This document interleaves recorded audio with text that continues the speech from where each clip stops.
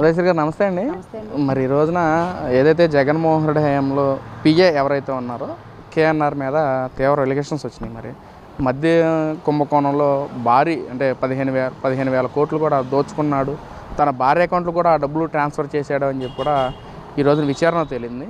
అసలు ఎలా చూడొచ్చు ఈ రోజున పిఏ స్థాయికి కూడా ఈ విధంగా డబ్బులు అకౌంట్లో మారినాయి అంటే అసలు ఎలా చూడొచ్చు అంటారు? అందరికీ నమస్కారం అండి. ఈరోజు ఏదైతే గత 5 సంవత్సరాల్లో వైఎస్ఆర్ కాంగ్రెస్ పార్టీ అధికారంలో ఉందో, ఈరోజు ప్రతిపక్షం కూడా లేకుండా చిత్తుగా ఓడిపోయిన ప్రతి ఒక్క పేటీఎం బ్యాచ్ కూడా నెత్తినోరు కొట్టుకున్నారు. మేము ఏ స్కాములు చేయలేదు, మాకు అసలు మద్యం కుంభకోణం మా బ్లడ్లోనే లేదు, అసలు మా ఆనవాయితే కాదు అది, మాకు అసలు ఎటువంటి సంబంధం లేదని మా మీద బురద జల్లుతున్నారు, మా జగన్మోహన్ రెడ్డి గారి ఉసురు పోసుకున్నారని చెప్పిన ఈ నీచ దుర్మార్గులు మరి ఈరోజు ఏమైపోయారని అడుగుతా ఉన్నాను.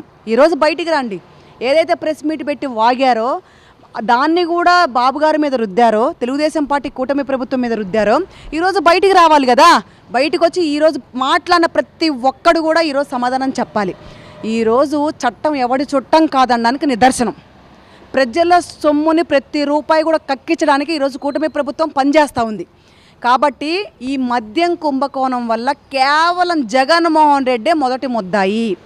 జగన్మోహన్ రెడ్డి అనే ఒక వ్యక్తి వల్ల ఈ వ్యవస్థ అంతా కూడా నడిచింది ఆనాడు. ఈ కల్తీ మద్యం వల్ల జగన్మోహన్ రెడ్డి నీ కల్తీ మద్యం వల్ల ఎంతమంది ఆడబిడ్డల పుస్తలు తెగిపోయాయి, ఎంతమంది కుటుంబాలు నడి రోడ్డు మీద అరో లక్షణాన్ని ఏడుస్తున్నాయి, ఎంతమంది కుటుంబాల్లో పెద్ద దిక్కు లేకుండా ఈరోజు కూడా పిల్లలకి తండ్రి లేకుండా ఈరోజు రోడ్డు మీద పడి ఏడుస్తున్న పరిస్థితి.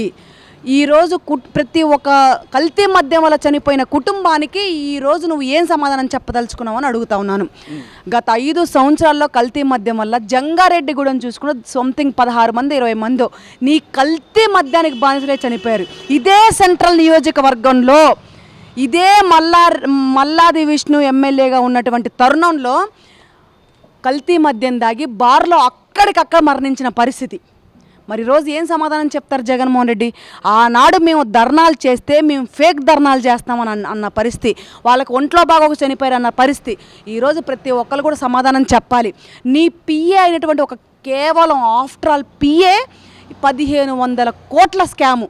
మరి ఇది ఎక్కడి నుంచి వచ్చింది జగన్మోహన్ రెడ్డి?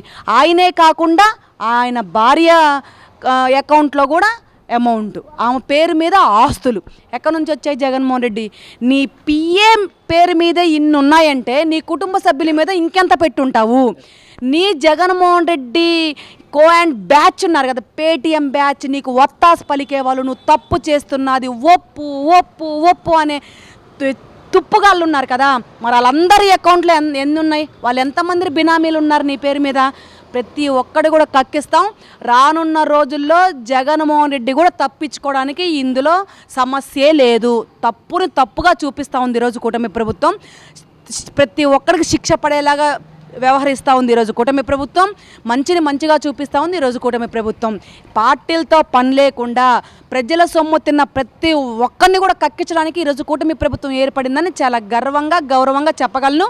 కేవలం నీ కల్తీ మద్యానికి కనీసం స్కానర్లు కూడా లేకుండా బై క్యాష్ ద్వారా నువ్వు కల్తీ మద్యాన్ని నమ్మావు. నువ్వు నిజంగా మంచి మద్యాన్ని నమ్ముండుంటే స్కానర్ పెట్టుకోవచ్చు కదా. ఈరోజు కూటమి ప్రభుత్వం ఏర్పడిన తర్వాత ఎక్కడ పడితే అక్కడ స్కానర్ లేగా, మరి నువ్వెందుకు స్కానర్లు తీసేసావు? నీ మద్యానికి మాత్రం ఎందుకు స్కానర్లు తీసేసావు అని అడుగుతావునా. చదువుకున్న టీచర్లని నీ కల్తీ మద్యం దుకాణాల దగ్గర ఒక సెక్యూరిటీగా పెట్టుకున్నావు. అది నీ నీచమైన బుద్ధి. చదువుకున్న వాళ్ళు ఉపాధ్యాయులుగా ఉండాల్సిన వాళ్ళని నువ్వు అలా పెడితే ఈరోజు చదువుకున్న వాళ్ళని ఉపాధ్యాయులుగా తీర్చిదిద్ది బోధనని కల్పించడానికి ఈరోజు కూటమి ప్రభుత్వం నారా లోకేష్ గారు అనునిత్యం తపన పడుతూ ఉన్నారు. ఎంతోమందికి ఉద్యోగాలు కల్పించారు. అది కదా ప్రభుత్వం అంటే, అది కదా పనితీరంటే. నువ్వు తప్పులు చేసి నువ్వు దొరకవేమో అనుకొని నువ్వు పిచ్చి మాటలు మాట్లాడితే, నీ పేటీఎం బ్యాచ్తో మాట్లాడిస్తే ఊర కుక్కల్లాగా ఉసుకో అంటే వాళ్ళు ప్రెస్ మీట్లు పెడితే ఈరోజు ఆంధ్ర రాష్ట్ర ప్రజలు వినడానికి సిద్ధంగా ఉన్నారా? నీ కల్తీ మద్యం వల్ల తాగిన ప్రతి ఒక్క కుటుంబ ఉసురు ఖచ్చితంగా తగిలిద్ది.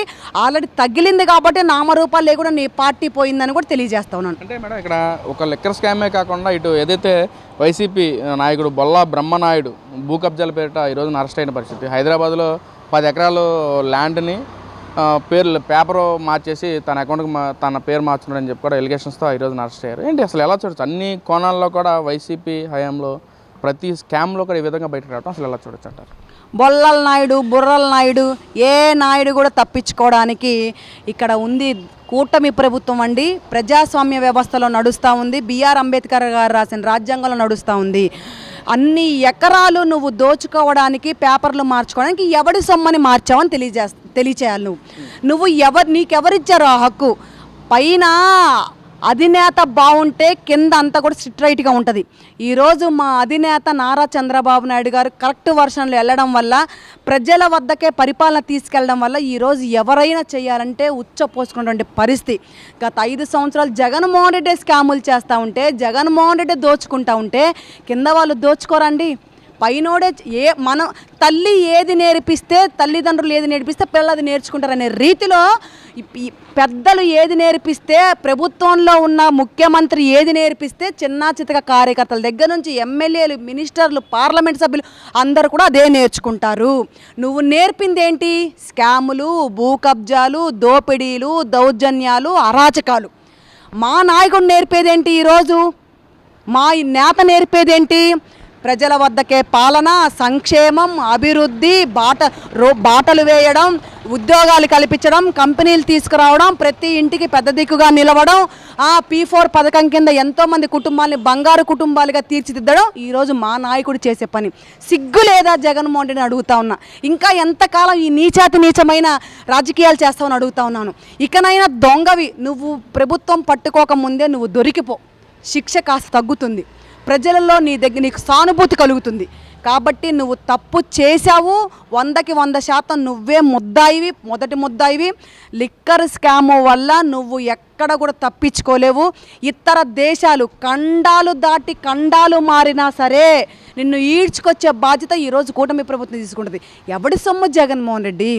ఉచితార్థంగా రోజు పని చేసుకొని, తాపి పనులకు వెళ్ళి రోజువారి కూలీలు చేసుకొని, చిన్న చితక పనులు చేసుకునే వాళ్ళ దగ్గర కల్తీ మద్యాన్ని అమ్మి వాళ్ళని దానికి బానిసల్ని చేసి వాళ్ళ కుటుంబాల్లో పెద్ద దిక్కు లేకుండా చేసిన దుర్మార్గుడు ఈ జగన్మోహన్ రెడ్డి. గత 5 సంవత్సరాల్లో చదువుకున్న యువతను ఏం చేసావు జగన్మోహన్ రెడ్డి? ఉద్యోగాలు లేక, కంపెనీ లేక, డిఎస్సి లేక చదువుకున్న వాళ్ళందరూ కూడా అరో లక్షణాన్ని ఏడుస్తా, ఇతర దేశాలకు వెళ్ళలేక, అక్కడికి వెళ్ళి ఉద్యోగాలు చేయలేక, తల్లిదండ్రిని వదిలి ఉండలేక, వాళ్ళు కనీసం ఇక్కడ ఒక కంపెనీ కూడా లేక, ఏ చిన్న చితక ఉద్యోగాలు కూడా దొరకక, నీ కల్తీ మద్యం ఒకసారి తాగితే ఆ దుర్మార్గం, ఆ దౌర్భాగ్యం ఏమో కానీ 100 సార్లు తాగాలనిపిస్తుంట. కాబట్టి నీ కల్తీ మద్యానికి ఏదో డిప్రెషన్లో ఒకసారి నీ కల్తీ మద్యం తాగితే యువత మొత్తం కూడా దానికి బానిసలు అయిపోయి 24 గంటలు దానికి ఎడిట్ అయిపోయి తల్లిదండ్రికి మానసిక క్షోభ గురి చేసినటువంటి దుర్మార్గుడు జగన్మోహన్ రెడ్డి నువ్వు. యువత జీవితాన్ని సర్వనాశనం చేసినోడివి జగన్మోహన్ రెడ్డి నువ్వు. ఆడబిడ్డలు ఉసురు పోసుకున్నోడివి జగన్మోహన్ రెడ్డి నువ్వు. తల్లి తండ్రుల గుండెల్లో కడుపు కోత నింపినోడివి జగన్మోహన్ రెడ్డి నువ్వు. కాబట్టి వాళ్ళందరి ఉసురు తగిలింది నీకు. కాబట్టి 11 సీట్లకు పరిమితం అయ్యావు. ప్రతి ఒక్కడు కూడా కక్కిస్తారు. ప్రతి ఒక్కడు కూడా జనాల్లోకి తీసుకెళ్తాం మేము. ఇంకా రానున్న రోజుల్లో నువ్వు గెలవడం కూడా కష్టమని తెలియజేస్తా ఉన్నాను.